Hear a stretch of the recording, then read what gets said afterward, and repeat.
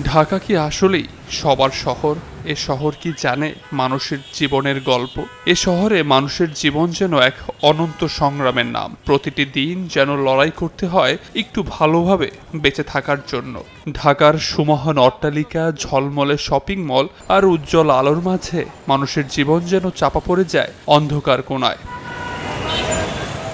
সকাল হলেই যেন নেমে পড়তে হয় জীবন যুদ্ধে।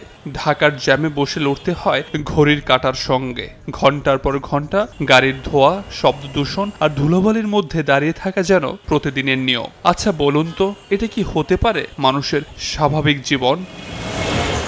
কাজ শেষে যখন সন্ধ্যায় বাড়ি ফেরার পালা, তখন বাস কিংবা মেট্রো রেলে দেখা যায় বাড়ি ফেরার প্রতিযোগিতা। ঘরে ফিরতে ফিরতে শরীরটা এতটাই ক্লান্ত হয়ে পড়ে যে পরিবারের সঙ্গে কিছুটা সময় কাটানোর ইচ্ছেটাই মরে যায়। এই শহরে মানুষের জীবনে বিনোদন মানে শুধুই খাবারের দোকান কিংবা রেস্তোরাঁয় যাওয়া। যখন সন্ধ্যা নামে তখন মানুষের যেন একটাই কাজ, খাওয়া।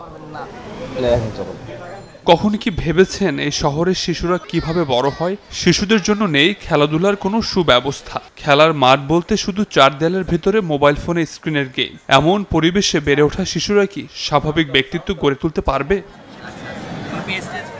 বিনোদন থেকে শিক্ষা, স্বাস্থ্যসেবা থেকে দৈনন্দিন প্রয়োজন, সব কিছুতেই মধ্যবিত্তদের হতে হয় বৈষম্যের শিকার। কারণ শুধু একটাই, টাকা। জীবন মানে তো শুধু বেঁচে থাকা নয়, বেঁচে থাকার মানেই হলো কত না সুন্দর স্মৃতির সংমিশ্রণ। কিন্তু এই শহরে একটু সুন্দরভাবে বেঁচে থাকা যেন এক ধরনের বিলাসিতা।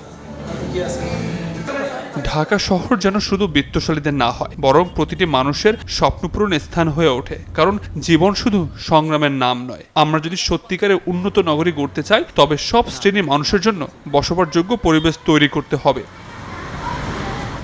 আবির হোসেন, নিউজ 24, ঢাকা।